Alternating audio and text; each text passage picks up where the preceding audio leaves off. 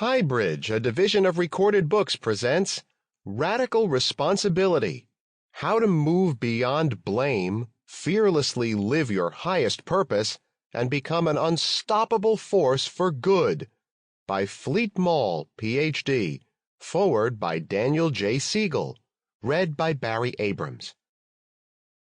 Publisher's note: this audiobook refers to figures included in the print and ebook editions of the book. Forward. We are at a time in human development that invites us to consider becoming leaders in bringing more well-being, not only to our inner personal lives, but also to the larger world in which we live. We all breathe the same air, share the same sources of water and food, and even have a common evolutionary history as part of an extended human family.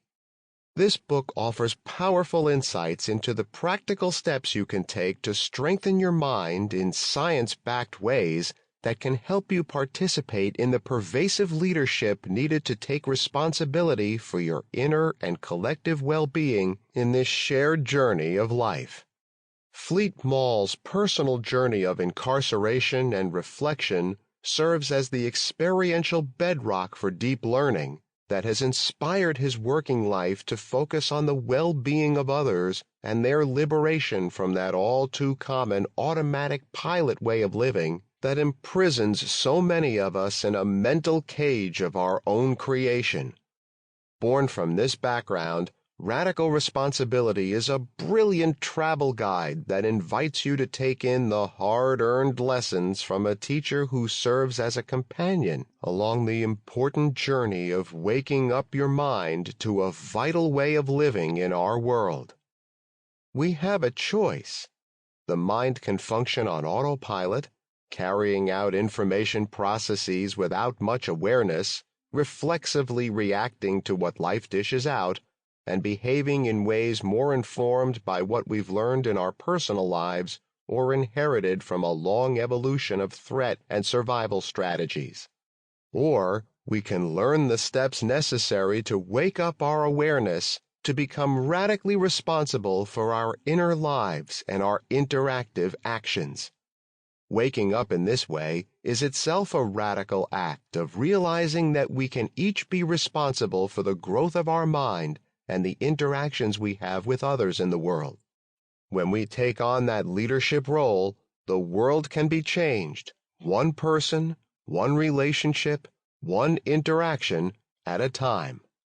To achieve such a radical change in our collective lives, our guide has skillfully provided a compelling balance of conceptual ideas, illuminating stories, and practical exercises to cultivate a more open awareness that is the gateway to living life wide awake and learning to behave in ways that promote well-being in our inner and relational worlds. You may already be familiar with some of these steps, or they may be quite new to your way of thinking. Whether you are experienced or a novice in training your mind, this book invites you on a growth-promoting journey that will enhance your understanding and your way of being in the world. How can developing the mind change our lives? Our mind is both an internal process and an inter-process, one that is within our body and between the body and the world around us. Energy and information flow happen in this within and between location of who we are. When that flow is integrated, when it is differentiated and linked, it optimizes how it functions. This self-organizing aspect of the mind means that if you can learn to liberate the mind's natural push toward integration from its all-too-common slumber, then your life, within and between, can become more flexible, adaptable, coherent, resilient over time, energized, and stable. When this happens inside of us, we can experience a sense of freedom and clarity in our awareness. When this happens between our inner self and the world around us, including our interpersonal relationships, we bring more empathy, compassion, and kindness into the world. When created in a repeated way, These integrated states in the moment can become traits of integration in the long run. This movement from states to traits happens because of the simple axiom, where attention goes, neural firing flows, and neural connection grows. An awakening mind is an integrating mind that changes the structure of the brain itself in integrative ways. The science behind this is fascinating, and the steps supporting such growth of optimal regulation of attention, emotion, thought, behavior, memory, and ethical responsibility each emerge from a more integrated functional and structural set of changes in the brain itself. Yes, this is a radical idea. Your mind can change the structure of your brain. When those changes are linking different parts to one another, when they are integrating, optimal living emerges. Research is quite clear. Training the mind to focus attention, open awareness, and cultivate kind intention and compassion creates a more integrated brain and gives rise to an awakened mind as we foster well-being in our lives. The radical act of listening to this book to generate this kind of responsible way of living is a step toward being a leader in your own life and bringing more connection, respect, and well-being into the world. Are you ready to dive in? Join Fleet on a journey into becoming a leader in our world that starts from the inside out. Enjoy. Daniel J. Siegel, M.D., Mind Sight Institute. Author, Aware, The Science and Practice of Presence. Introduction. My primary purpose in writing this book is to place in your hands the same insights, distinctions, and tools I used to dramatically transform my own life from a long night's passage in an isolation cell facing a possible life sentence to a successful, exciting, and deeply rewarding international career as a meditation teacher, business consultant, seminar leader, and social entrepreneur. Perhaps more to the heart of the matter, these are the same tools through which I discovered my own integrity, self-discipline, authenticity, and personal freedom. In 1985, I spent a sleepless night in a suicide watch isolation cell, pondering and dreading my fate, the possibility of being sentenced to life without parole. I was not suicidal, but anticipating my sentence later that morning, I was in a highly anxious and agitated state. My life as I knew it was over. I was 35 years old, well-educated, with talent and potential, and I had completely torched my life, burned it to the ground. My 9-year-old son, who would now grow up without a father, had returned penniless to South America with his mother. My assets had all been confiscated, and debts were piling up. My family and friends were suffering, frightened, confused, and in some cases, justifiably, angry. I had been convicted of continuous criminal enterprise, the so-called Kingpin statute for smuggling cocaine from South America to the United States. This carried with it a no-parole sentence of 10 years to life in prison.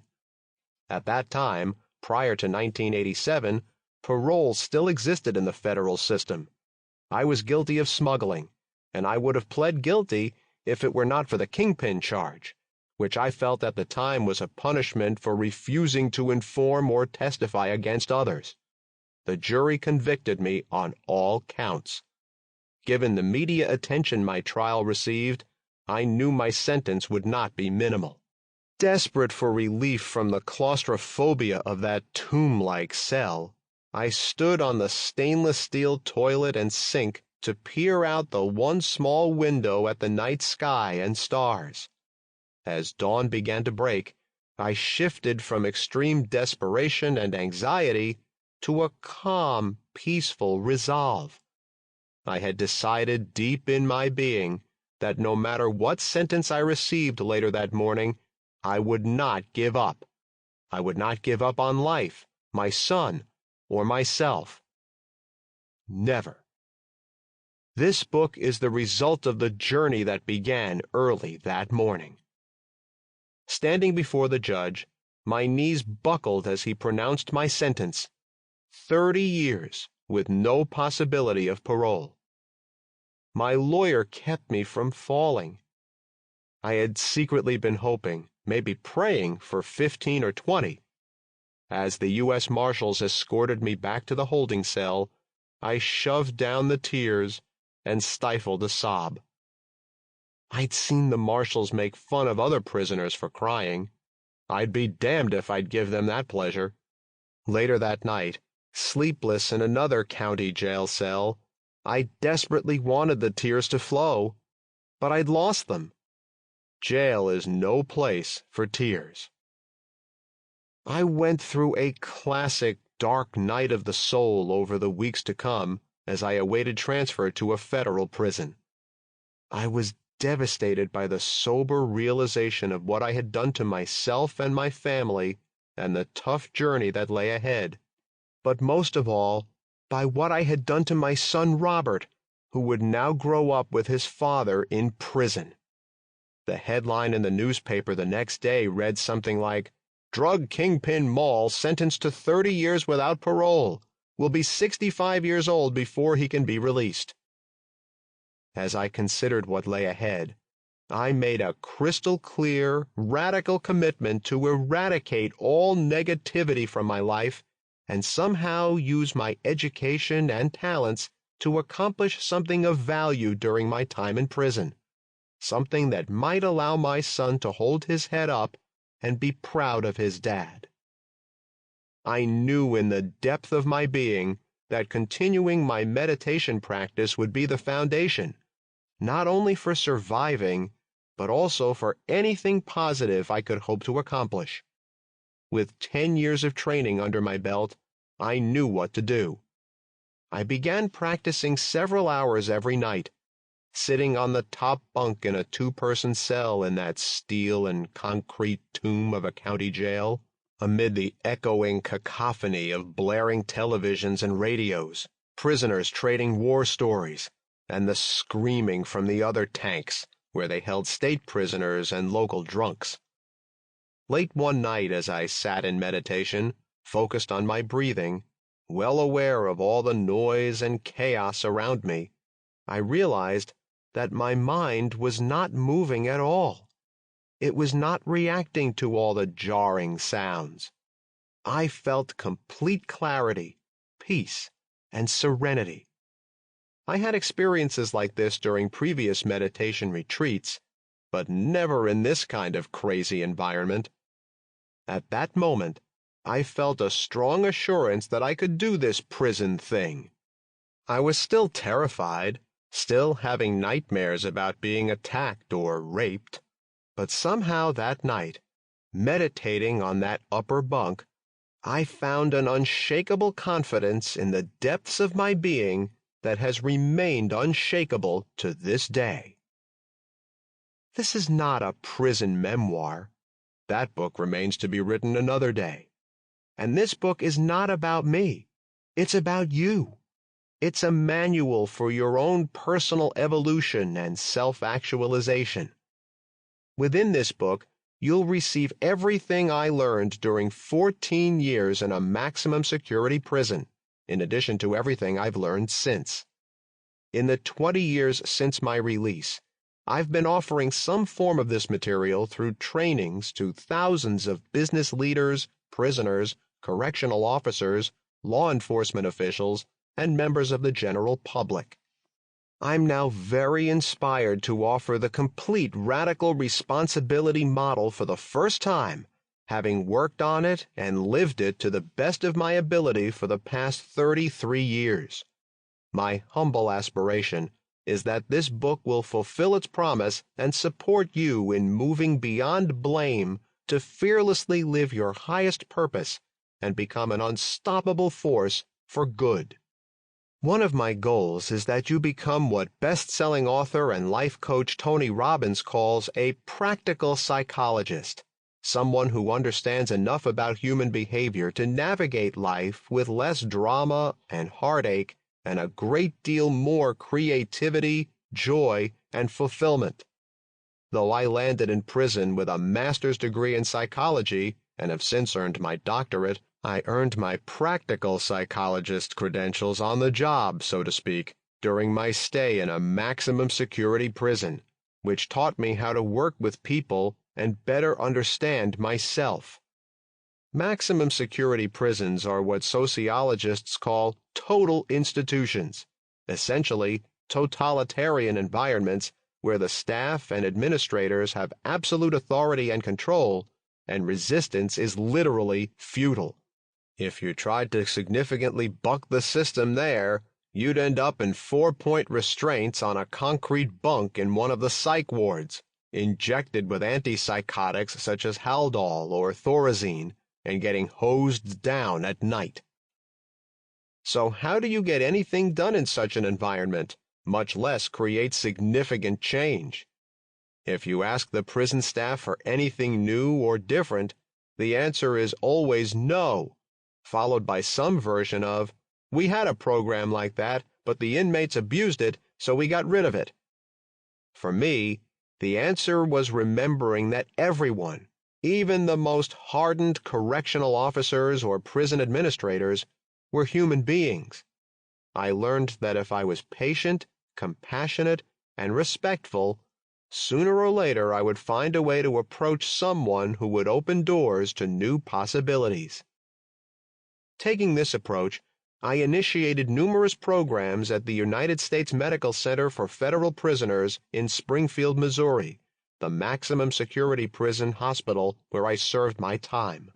Such programs included a variety of personal growth programs, one of the first inside prison hospice programs anywhere in the world, and 2 national organizations, Prison Mindfulness Institute, PMI, and National Prison Hospice Association, NPHA. Today, PMI trains teachers and facilitators all around the world to bring mindfulness to at-risk, incarcerated, and re-entering youth and adults, as well as correctional officers, law enforcement personnel, judges, prosecutors, public defenders, probation and parole officers, and treatment providers. The PMI network includes more than 180 organizations and projects that bring mindfulness and contemplative spirituality to our jails, prisons, and juvenile facilities, with thousands of individual volunteers doing the same. NPHA has played a key role in catalyzing and building a prison hospice movement that now includes over 75 prison hospice programs in U.S. state and federal prisons. I highlight all of this not to pat myself on the back, but rather to illustrate what is possible through radical responsibility, even in the most challenging and seemingly powerless circumstances. My more universal purpose is to help people gain freedom from the disempowering, traumatizing, and ultimately demeaning scourge of blame and shame that dominates our Western culture. All of this arises from the perverse notion that human beings are somehow ultimately flawed and even dangerous. Radical responsibility is a shame-free philosophy that transcends blame. It's a practical approach to life grounded in the historically predominant cross-cultural consensus that human beings are innately good and that all of life is inherently sacred. Radical responsibility is also the conscious choice to fully empower ourselves by embracing 100% responsibility for each and every circumstance we face in life, free of even a hint of self-blame. How is this possible? Someone must be to blame when bad things happen, when injustices occur, right? What about all those people committing heinous acts and truly victimizing others? I can only encourage you to listen on. This book arises out of a profound compassion for the endless suffering we have visited upon each other as human beings, and I aspire that not one more child or adult be traumatized by neglect, abuse, violence, oppression, racism, marginalization, poverty, genocide, war, or refugee crises. Radical responsibility addresses the very core of our human condition, where the possibilities of imprisonment and freedom, violence and peace, suffering and joy continuously co-arise, offering us the same alternative repeatedly: either awaken to the liberating power of conscious ownership, or give power away by blaming others and abdicating responsibility for our choices. The distinction between blame and ownership is the most critical distinction offered in this book. My core message is that by embracing radical responsibility for the choices we make, we discover the fruits of self-empowerment and genuine personal freedom, and that we can do so with profound self-compassion, completely free of self-blame. In doing so, radical responsibility empowers us to effectively make boundaries, speak truth to power, prevent harm, and promote healing and transformation for all. This book is organized into 5 parts. In Part 1, we will explore the basic context and foundational skills for the path of radical responsibility, unconditional human goodness, and mindfulness-based emotional intelligence, MBEI. In Part 2, we will take a deep dive into the challenges of the human condition in order to see with clarity, insight, and compassion how we got to where we are and how we continue to perpetuate confusion and suffering for ourselves and others. In Part 3, we will explore the physiology, psychology, and neurobiology of change and transformation, and how to take charge of our destiny and step into the driver's seat, or at least the co-pilot's seat, of our own lives. In Part 4, we experientially journey through the core of radical responsibility, directly experiencing the fundamental shift from blame to ownership, the key transformative distinction on this journey. In Part 5, we will discover the extraordinary capacities and wisdom of the heart-mind, and then be guided to create our own deeply considered life plan in order to realize the promise of this book. This book includes a number of exercises and guided meditations. Please acquire a journal or notebook and keep it close at hand while listening to this book. I will regularly invite you to participate in reflective exercises that involve writing. I will also invite you to develop a regular mindfulness practice with plenty of support and instruction. To get the greatest benefit from radical responsibility, please complete all the exercises and practice the meditations again and again. We all know there is a direct relationship between our level of engagement and what we get out of any learning or training experience, so please jump in wholeheartedly. Those of you who have attended my live or online radical responsibility seminars might wonder why some aspects aren't included in this book. Suffice it to say that the constraints of the written word led me to choose the most essential aspects of those trainings to include here, and I'm quite inspired by the result. I encourage you to just jump in. I promise you won't be disappointed. No matter if you're quite familiar with this work or encountering it for the first time, there's something valuable in this book for you. So get ready to create an entirely new context for your life, one that will empower you to realize your greatest possibilities. Be sure to take your time with the foundational chapters that follow. They set the stage for quite an amazing journey. Part 1. The Beginning. Innate Goodness and Mindfulness-Based Emotional Intelligence. In spite of all our problems and confusion, all our emotional and psychological ups and downs, there is something basically good about our existence as human beings. We have moments of basic non-aggression and freshness. We have an actual connection to reality that can wake us up and make us feel basically, fundamentally good. Chogyam Trungpa Rinpoche. 1. There's nothing wrong with you. The foundational premise of radical responsibility is that there is absolutely nothing fundamentally wrong with you, or me, or anyone else for that matter. This radical message or truth is the good news of this book. Now, the bad news. We have all been indoctrinated to one degree or another through parental, religious, educational, cultural, and media influences with quite the opposite message. And this indoctrination, though based on misunderstandings and untruths, is not so easily undone. We can, however, release this negative stranglehold with gentle effort, self-compassion, and perseverance.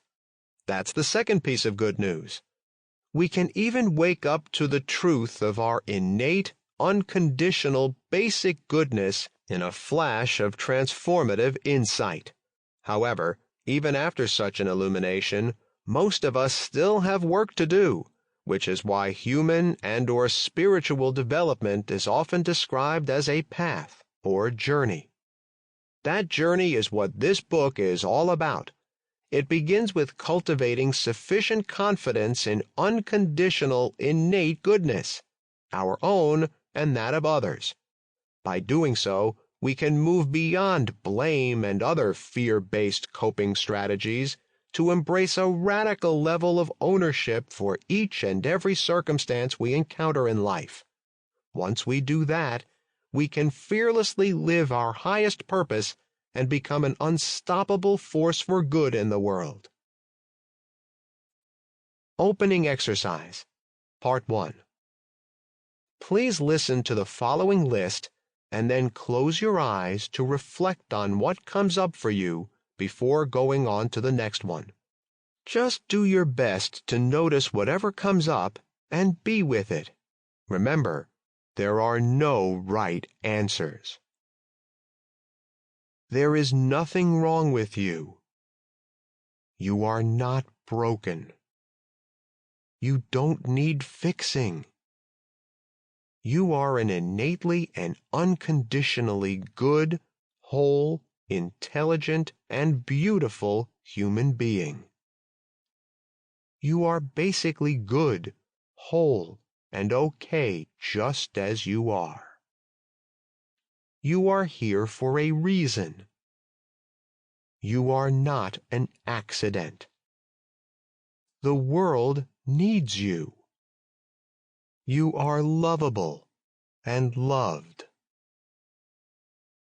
Okay, so what came up for you? I've led this exercise in person countless times with all kinds of folks, young children, teenagers, CEOs, business professionals, prisoners, correctional officers, and they all have different experiences, all completely valid. For some, hearing these statements aloud feels relieving or validating. Others experience distrust or suspicion. What does this guy know about me? Or they feel a wave of unworthiness or self-criticism. If only that were true, but I'm definitely not basically good. Maybe one of these responses matches your own, or maybe what came up for you was a mixed bag, some positive and some not-so-positive feelings. Whether you found these statements comforting, validating, challenging, irritating, threatening, heartbreaking, confusing, or all of the above, I invite you to just honor your own experience and remember that all change, growth, and transformation happens outside our comfort zone. Opening Exercise, Part 2. Let's try this again with a slight change in the wording of the statements. Just like before, listen to each statement and then close your eyes to reflect. Or, if you prefer, go through the complete list once and then close your eyes to contemplate what comes up. There is nothing wrong with me. I am not broken. I don't need fixing. I am an innate... Sample complete. Ready to continue?